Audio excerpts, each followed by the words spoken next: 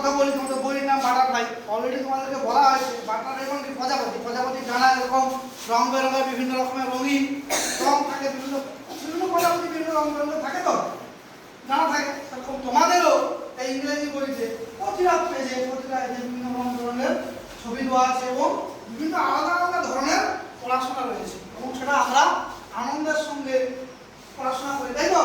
সবাই আমরা আনন্দের সঙ্গে পড়াশোনা করি না মুখের সঙ্গে পড়াশোনা করি? আমরা সবাই ক্লাসের বন্ধুর মতো থাকি, শেষে গল্প করি, পড়াশোনা করি। হ্যাঁ, আমরা মাস্টারমশাই বলতে গল্প শোনাই, বিভিন্ন সময় শোনাই, তো আমরা গল্প শোনাই না? তো আমরা আমাদের জয়পুর লার্নিং বলা হয়, কি বলা হয়? জয়পুর লার্নিং। আমরা সকলের সঙ্গে সকলে সহযোগিতা করে পড়াশোনা করা, হাসি খুশির মধ্যে দিয়ে পড়াশোনা করা, ঠিক আছে?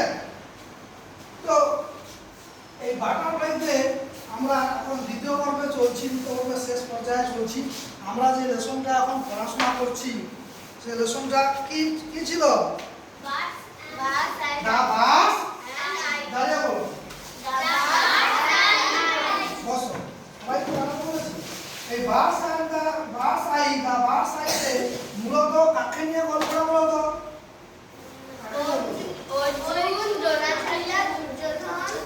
পাণ্ডব ও সৌরভ এদেরকে নিয়ে। ঠিক আছে, সে ভালোভাবে বলেছে, হাত করে দাও, সবাই হাত করে দাও। তাহলে এভাবে উৎসাহ দিতে আমরা খেলাধুলা করার সময় কি বলি? কেউ যখন খেলাধুলা যখন হাই জাম্প লং জাম্প দেয়, যখন তোমাদেরকে আমি বলি ডাকি এক করে, তোমাদেরকে লাইন করে আমি ডাকি তো যে আসো লাভ দাও, বলি তো? যখন কেউ লাভ পেরে চলে যায়, পেরিয়ে যায়, তখন আমরা উৎসাহ দাও, হাত করে দিই। এবারেও আমাদের স্কুল থেকে খেলাধুলায় ভালো ফল করেছিল, কিন্তু শেষ পর্যায়ে গিয়ে আমরা ভালো করতে পারিনি, কিন্তু অন্যান্য বারে তো যায়, ঠিক আছে? সেটা আমরা করি। তো কিছুদিন আগে আমরা স্কুলে কি করলাম? পশ্চিমবঙ্গ দিবস পালন করলাম। আর কি দিবস পালন করলাম? যোগা দিবস পালন করলাম। যোগা দিবস।